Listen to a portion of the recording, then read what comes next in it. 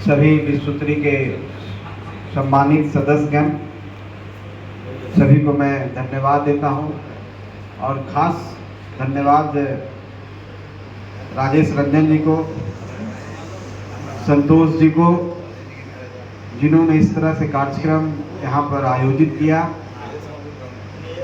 निश्चित तौर पर एक अनोखा कार्यक्रम है जो पहल राजेश रंजन ने किया है। वो पहल, जैसा कि माननीय विधायक श्री अनिल शर्मा जी बोले हैं कि हम अपने विधानसभा में करेंगे, सभी विधानसभा में इस तरह का कार्यक्रम होना चाहिए।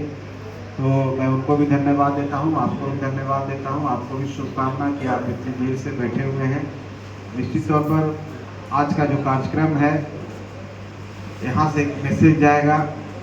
आपको पता है कि विश्वसूत्री जो 20 पॉइंट कार्यक्रम होता है, विश्वसूत्री जिसको हम कहते हैं, इसका काम होता है कि हम जिले में, प्रखंड में, राज्य में जिस स्तर के आप सदस्य हैं वहाँ पर उन योजनाओं की समीक्षा करना, उन योजनाओं को तीव्र करना, उसमें गति प्रदान करना, चाहे वो शिक्षा से रिलेटेड हो, स्वास्थ्य से हो, रोजगार से हो, जो इस कार्यक्रम के अंदर आता है, और सरकार के और जनता के बीच में एक समन्वय स्थापित करना। आप जनता से जुड़े हुए हैं, आप समाज के एक महत्वपूर्ण अंग है, और सरकार ने और खास करके पार्टी ने, जो एनडीए घटक दल के सभी सम्मानित नेता हैं, लोजपा के प्रिंस जी हैं, सब लोग, सब सम्मानित लोग जो जनता से जुड़े रहते हैं, जनता से उनका जुड़ाव रहता है,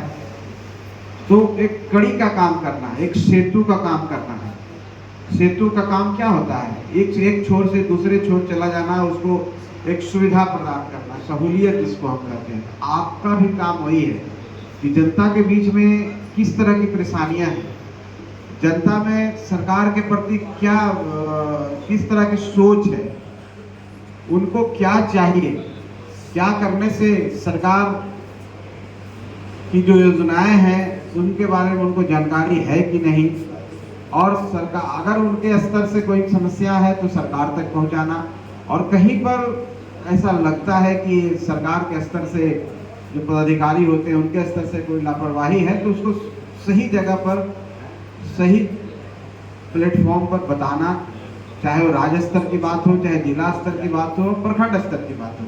तो एक अहम जिम्मेवारी आप सबको मिला है, और विकास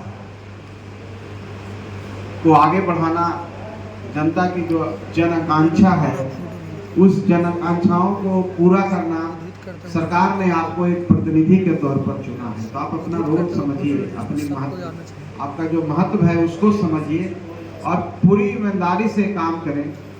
इसलिए आज राजेश रंजन जी का और सब साथियों का प्रयास रहा है कि आप सबको एक किया जाए और एक होकर काम भी करना है। सब एनडीए के साथी और सब जितने भी सम्मानित सदस्य हैं, सबको एक होकर के एक यूनिट के तरह काम करना है। और आप समझ लीजिए कि आपका महत्व कितना ज़्यादा है।